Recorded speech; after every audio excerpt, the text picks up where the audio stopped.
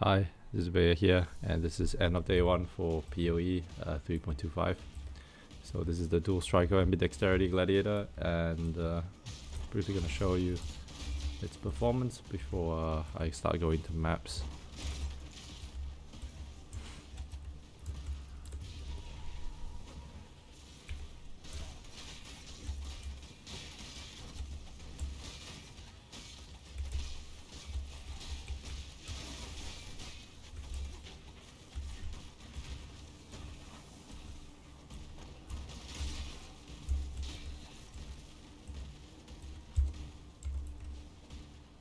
Oops. Oops, the other way. My bad.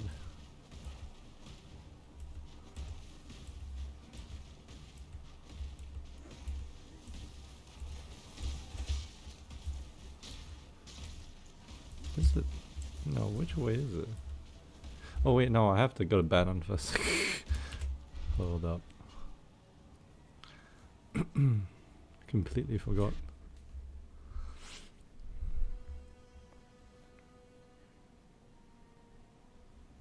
There'll be time for that soon enough, I fear. Bannon for freedom. Go. Do. Yeah.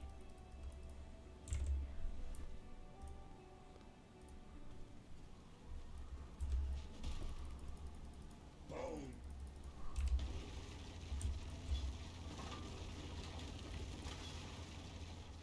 Huh, that's actually not bad.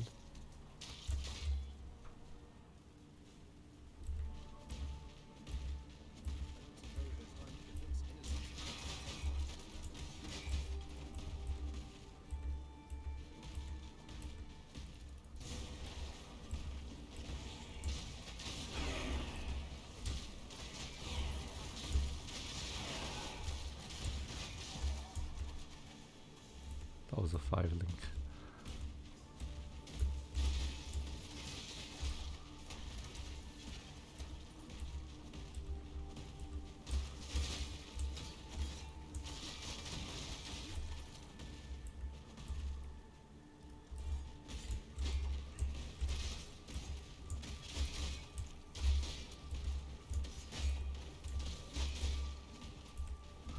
Actually, I have no idea why I have a mana flask. I can actually swap these out. Problem is the kind of flask I need a flagellar flask. Oh, flask a decent uptime. I haven't actually got around to actually solving them yet. I'm not actually sure I even need the life flask actually.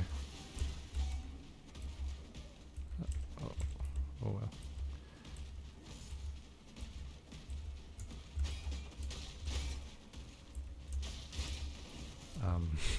Didn't.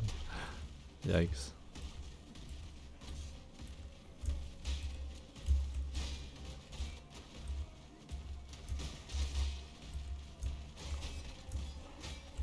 I just swapped to a Bloodless gem, so it's pretty underleveled, but shouldn't really be a problem.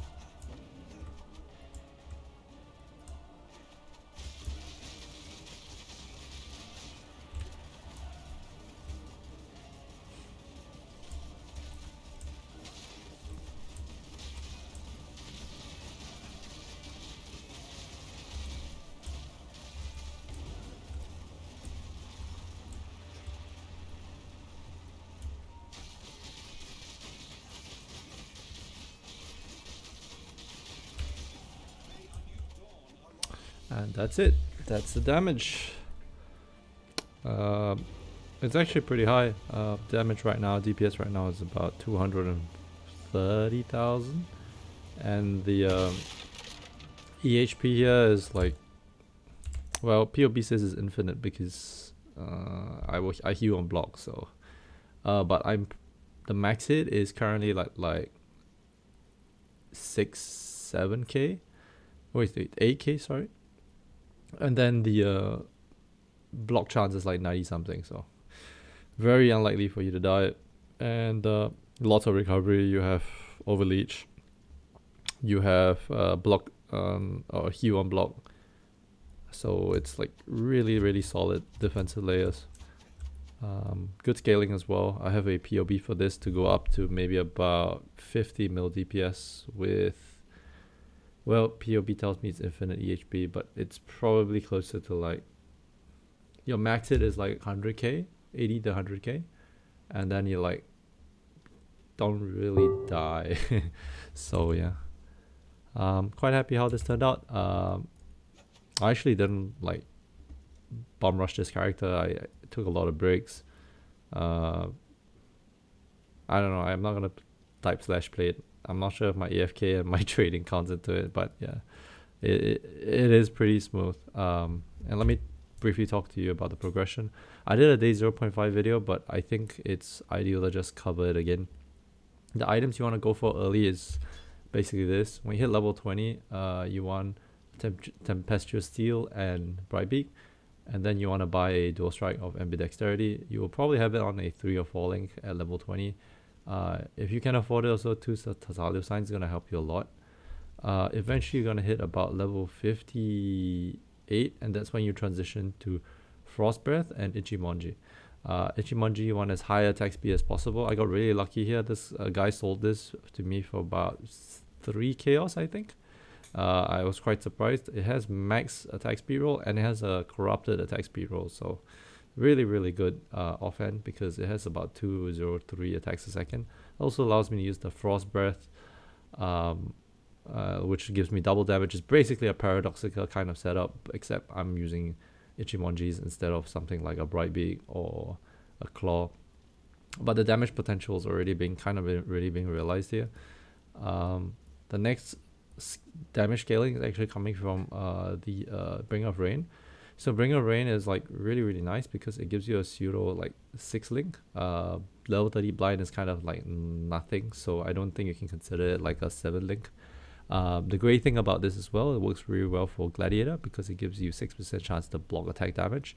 That paired with Versatile Combatant means that you're going to have easy attack and spell block cap. It also gives you 20% chance to gain endurance charge when you block, up to a maximum of 3. And since you have a pretty high amount of block, you can basically just face tank stuff and then you get endurance charges. Downside of this is you can't use chest armor. But the great thing about this is because you can't use chest armor, you can get the life mastery for this.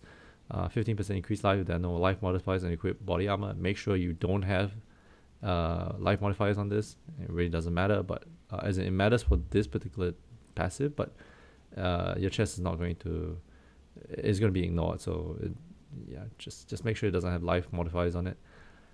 Bringer of Rain, it's also really nice because it has Flat Fizz, which gets multiplied by the double damage on this. It also gets the insane ramp because of this, along with how Ambidexterity works. It gives you quite a high amount of life, and this also enables you to go Blood Magic. So Blood Magic is like really strong this current patch because with the way melee attacks would change, mana cost for melee attacks is actually quite high. So if this was like not Blood Magic, it would be maybe about 30 something mana cost, or 20, okay, 30 40 something mana cost if you have some like nodes, but still it's still an insane amount, and most of the time you're reserving as much as your mana as possible for auras. So in order for this to not be clunky, Blood Magic is like one of the best ways to deal with this. So this build has already like 3.8k life at level 71, so you can hit maybe about 6k life at about level 80 something, 90. And The great thing as well is with blood magic you can go bloodthirst. So bloodthirst gives you a pretty high amount of flat as long as you're on low life. You get low life because of petrified blood, which you're reserving using your life, as well as blood and sand. Blood and sand is like flesh and stone. Flesh and stone is actually really strong this patch because while in sand stance buff makes you take 70% less damage from enemies in the area. This also works with I think multiplicatively with fortify, so it makes you take a lot less damage, so that you don't really get one shot. And then your petrified blood also enables you to not get one shot, and then because you don't get one shot, your block kind of covers multi-hits and all that. So very, very strong defensive layers here, and overall a very, very balanced build in terms of damage and EHP. As you notice, I don't even have cap res because I'm having difficulty at the moment trying to find cap res for this build. But in time, I will start looking for solutions for this, probably replacing the rings. Yeah, that's pretty much it. When it comes to belt, same thing. It's just a cheap solution. I think it was 2 chances or something. I didn't want to spend a lot of money on this, so this was like a really, really cheap option to solve a particular problem. I can actually swap this out, I think, now for like maybe a rare belt with life and resistances. I think that would be better. Yeah, and then amulet is the anvil. This is because it gives you 15% chance of block attack damage, which works very well with versatile combatant. And yeah, you get attack block and spell block because of this. It's also great because it gives you armor, it gives you life gain on block, as well as maximum block chance. So all the things you need as a gladiator is kind of in this amulet, and you can get it for cheap. This is like 1 or 2 elks, maybe 1 chaos at most. Really, really affordable. So all in all, this whole build so far has cost me, let me count all together. The bringer reigns about 1 or 2 chaos. I bought it for 1, but you can get yours for about 1 or 2 chaos. Dual strike ambidexterity is 1 chaos at the moment. Ichimonji is probably 2 to 3 chaos, not with the implicit. Unfortunately, this is extremely hard to come by, but you know, I got lucky. Frost breath is probably a couple of elks, 2 or 3 elks.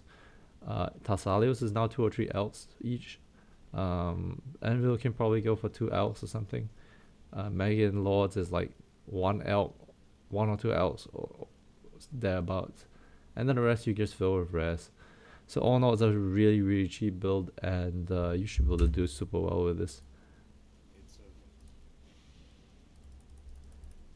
I'm going to go through the passive tree right now. I'm going to use the in-game passives. I'm not going to give you a POV. Well, I'll give you a POV in the description, but I want to actually show the POV in this video because I'm a bit lazy. What else do I need to do? Come think of it. Oh, yeah, I got really lucky. So altogether, I've maybe farmed about 15 chaos, and well, 15 chaos. I had also sold items, so that helped. But I managed to drop a divine somewhere in like Act 8, I think. It was really lucky, so that's really nice. But I think with this alone and not actually using this or using this to buy any items, I should be enough to like push into like high yellows. Just going off this progression alone. There are some items I want to get. I do want better flask and probably better belt and rings, but you know, that can take time. Yep. Let's go through the passives. So the great thing about this current patch is you kind of allow very cheap respecs because you can use golden respec. And initially in the start, you kind of want to get all the 2-handed nodes here because that gives you free damage with a 2-handed axe that you're using splitting steel for. After a while, level 20 or so, you start to transition to a strike skill.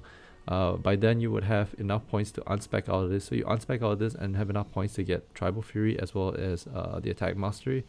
You want this for clear, and you usually probably run Smite. You can run double Bright Beaks, you can run Tempestuous Steel and Bright Beak, and that should be enough with Smite to be able to clear Act 2 and 3. And then eventually you get to a point where you have Thessalios. Hopefully you can afford them. Try to farm, not really farm, but try to make sure you buy them early.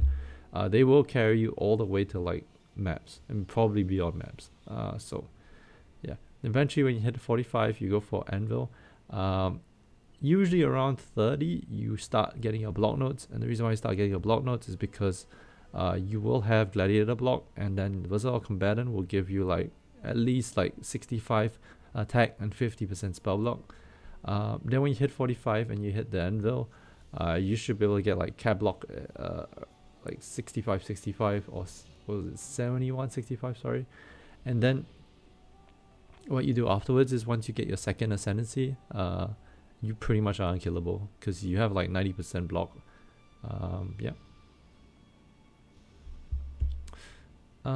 Then eventually when you hit like 50, even though you've hit 50, you can change to a Frost Breath. The problem is there isn't really any fast offhand weapons with the Frost Breath that will allow you to use Dual Strike Ambidexterity.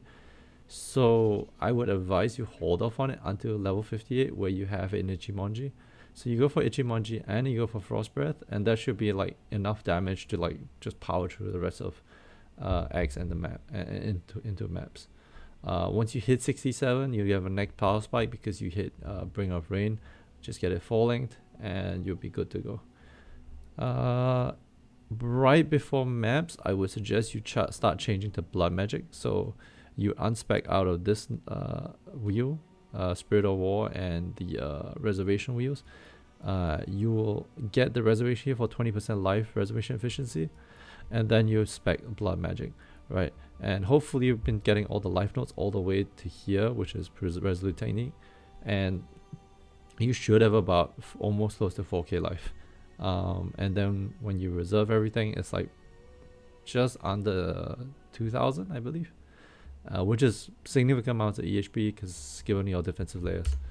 Alright, I hope this has been helpful for you. Hope you have also enjoyed your league start if you've been playing this build. See you guys around. I will continue to be scaling this in the next days ahead. And peace. Bye. I'm out.